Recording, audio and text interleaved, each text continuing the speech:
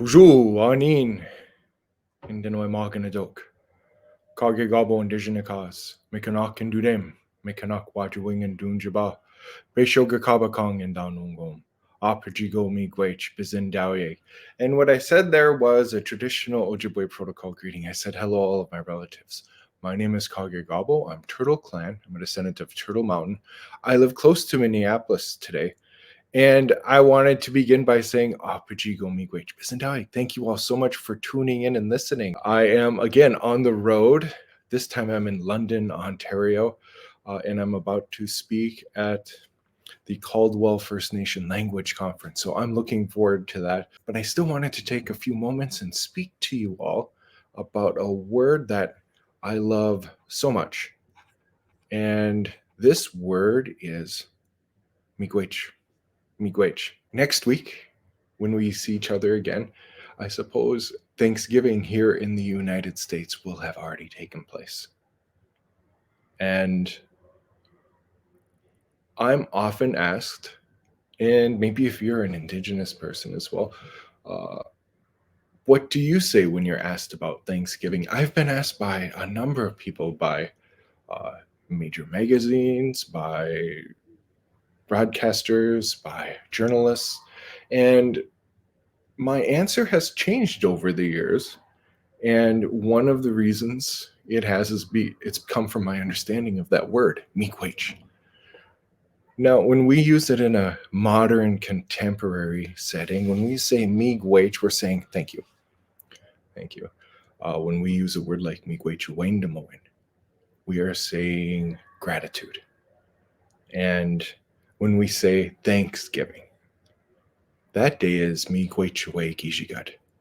And I learned that in my very first year of studying Ojibwe. I was the annoying guy who asked all of the questions like, well, how do you say Thanksgiving in Ojibwe? How do you say this in Ojibwe? How do you say that in Ojibwe? And my Ojibwe teacher had the most insightful answer.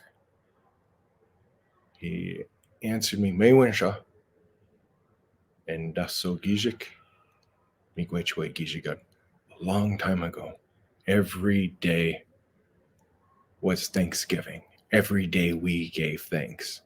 And that was such an insightful look into traditional culture and spirituality of the Anishinaabe.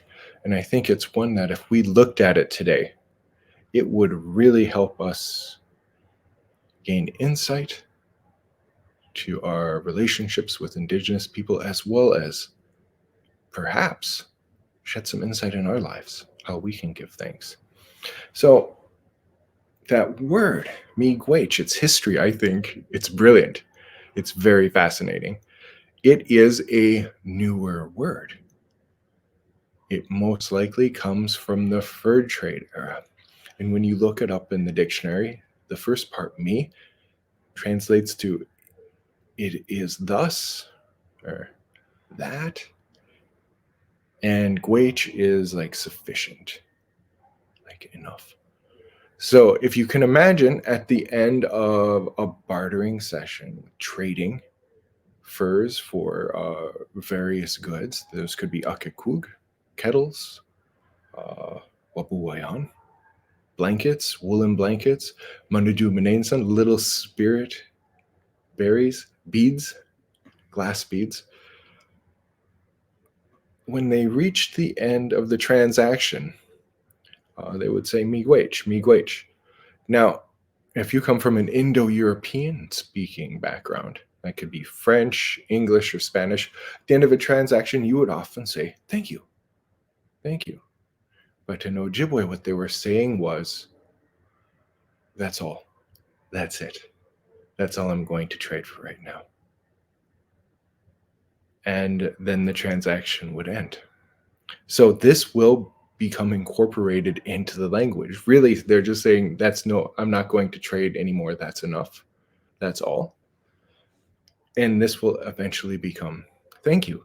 The interesting part about this, there may not have been a word for thank you pre-contact, but that doesn't mean there wasn't gratitude.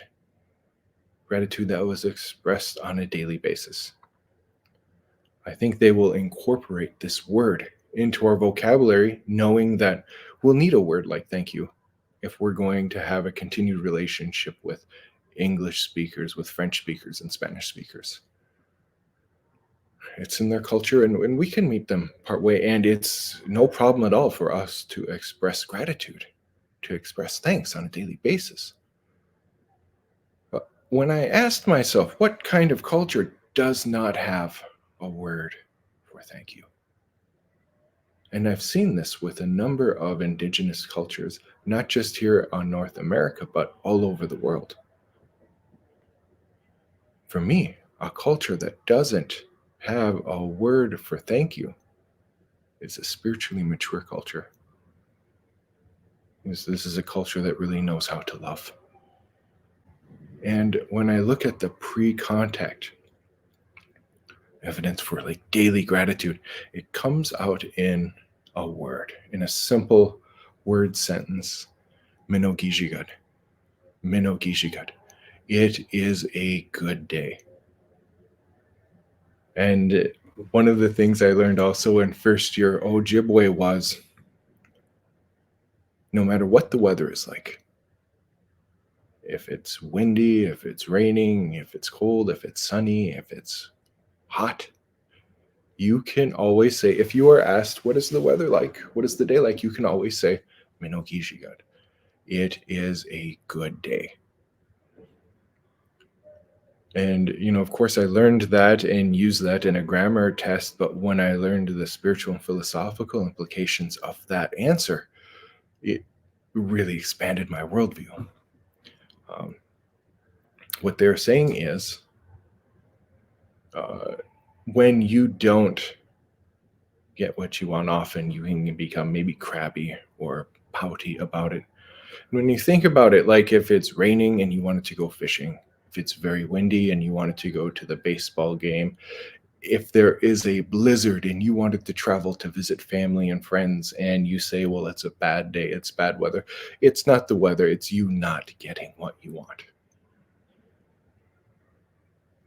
And the moment you can get past those hangups, that baggage you're carrying around, that moment you're not having your desires immediately gratified and it's upsetting your mental state, you're ceding your emotional sovereignty to these outside events rather than seeing that, today is inherently good, no matter what the weather is like. For me, this was the ultimate expression of gratitude. These were people who woke up upon saying it is a good day, and when they were offering their asema, they were offering their tobacco, they were in a meditative state, in a state of thanksgiving, and literally thanking Gimishomasanan, our grandfather, the sun, Miigwechiwi-giizhigad, thank you for shining on me. Thanking Gokumisanan, the spirit who dwells in the center of the earth, for the air we're breathing, for the water we will drink. What a remarkable way of expressing thanks on a daily basis. Knowing that in a planet filled with millions and then billions of people, there would be hundreds of thousands of people who would not wake up this morning to see the sun, to have a drink of water, to have a moment to express thanksgiving. And for them, just that opportunity to do it was a moment of gratitude. You didn't need a word for that. You lived with it on a daily basis. Miigwechiwi-giizhigad. Gratitude, giving thanks. And so from that point, I had recognized, I think like a Buddhist teaching, where when the Buddha, he doesn't reach this certain level where it's nirvana. He realizes that it was always nirvana. It was always perfect. It was always a good day. It was his way of looking at the world that was askew, that was causing him problems, that was causing him suffering. When he was able to look properly, look correctly, see the world for what it really was, his opinion became, well, this is inherently good. This is inherently beautiful. And that kind of perspective brings with it gratitude. Gratitude for life, for Bamatsuan. So for me, when I look at that word gratitude, it has in it miigwech, again, thank you, and aindom, to think. So when we say, here she is grateful, I am grateful, we're saying they have thanks on their mind. They're thinking of giving thanks. And when I think of Thanksgiving, this is it's reminiscent of a long, at times dark, and very complicated relationship with indigenous people and the people who would come here and ultimately settle and colonize Miigwechiwi-giizhigad, Turtle Island. And this is not just one occasion, but it is one out of many where indigenous people helped the people who have come here and who will ultimately end up colonizing and settling Miigwechiwi-giizhigad. And when I'm asked about, well, what do you think of a holiday like that, Thanksgiving, Miigwechiwi-giizhigad? Well, initially, I don't have a problem with it. Like every day, I really should be giving thanks. If I want to hold on to the traditional, spiritual, philosophical, and way of living that was here before people arrived here, I should be able to give thanks for the food I'm eating. I should be able to give thanks for the people I'm seeing. And I should ultimately be able to give thanks again for the sun, for shining on me, for breathing air, for drinking water, for being alive yet another day. And, I'll be asked sometimes too, well, why did our ancestors help those people out? Again, this was not just during Thanksgiving. For hundreds of years after that, the people who, again, would ultimately end up colonizing and settling Miigwechiwi-giizhigad would find themselves in a place where they did not know how to live with the land and how to make and how to survive there. They desperately needed the help of indigenous people. And for me, why did they help them? Well, there wasn't even a question. Many North American indigenous people will go through a ceremony called the Gi'ugoshmoan, the vision quest. They will fast for a dream. They will go without food and water, sometimes for 1 day, sometimes for 4 days, and I've heard of accounts of 8 to 10 days. When they go without food, they go without water, they're in isolation. And when you go without food, when you go without water, when you're isolated from your relatives, you realize something very important. Once you've negated all of those relationships, what happens to a human being without food, water, clothing, or shelter? You will die. You will die without those basic core human needs being met. And for the rest of your life, if you meet someone who doesn't have those human needs being met, those basic human needs, you will feel a real and genuine, authentic empathy for them. You will be able to say, I too have faced cold, hunger, thirst, and loneliness. And if I can, I will help you alleviate those. Why did they help them? Because it was embedded in their spirituality. It was embedded in their culture. This is how you should treat your fellow relative. And they were relatives. When you're on a vision quest like that, you realize I have a relationship to the animals. I have a relationship to the trees. I have a relationship to the earth, to the mushkiki, to the medicines, to the strength of the earth. When I need to be healed, when I need to be nourished, I seek out the strength of the earth. I seek out mushkiki. I seek out medicine. And the Nabi, the water, is giving life to all of it, unconditionally. You realize I have a relationship to each one of those beings. And it's that relationship that makes them relatives. This is how I'll treat my relatives. So again, it wasn't even a question. Should we help them? It was something that you do. This is how I should treat my relatives. So there is that aspect. That's also what I think of when I'm asked about Thanksgiving. And in closing, I think that if I have lost that ability to express thanks, to be grateful on a daily basis, if I have lost the ability to see every day as a good day,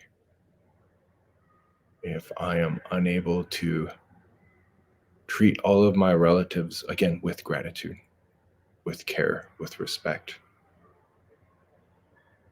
if I have lost the ability to be grateful for the opportunity to lead a good life, a life with Debwewen, with truth, with Gwaikwadizun, with virtue, with righteousness, with honesty, a holistic life, where my words are in alignment with my actions, a life with Zaki Itduin, with that compassionate, unconditional love, with Dabasain with humility, where I'm not exalting myself above my relatives, where I'm not saying I'm more important than all of my relatives. I am saying I am all of my relatives. With Manachi Itduin, with respect, acknowledging the sacredness and the sanctity of my relatives' lives. With Sungide Ewen, with strength of heart, with bravery, with courage, and acting with Nabwakawin, with wisdom, with intelligence. Then I have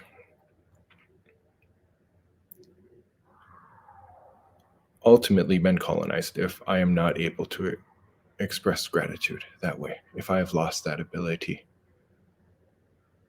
And that is something I am absolutely unwilling to do.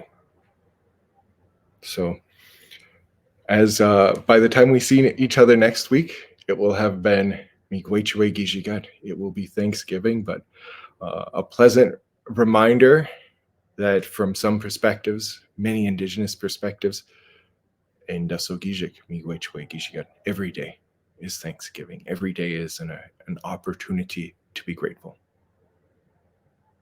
And with that gratitude, it will help you lead a life of joy.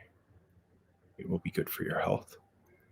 And I think it's a key component to leading Minobamatsuin, a good life, a life of peace, a life of balance, a life without conflict with your relatives and your ecosystem, a life without contradiction, where you're saying one thing and doing another, a holistic life, a holy life. And I want to take a moment and say, Pajigo Miigwech Bizindawi. Thank you all so much for listening. I love every opportunity I have to take a few moments and speak about language, the culture, the history, and the spirituality, and that you've taken a few moments to listen. I want to take a moment and say, Pajigo Miigwech Bizindawi. Thank you all so much for listening. And I hope you all have a wonderful weekend.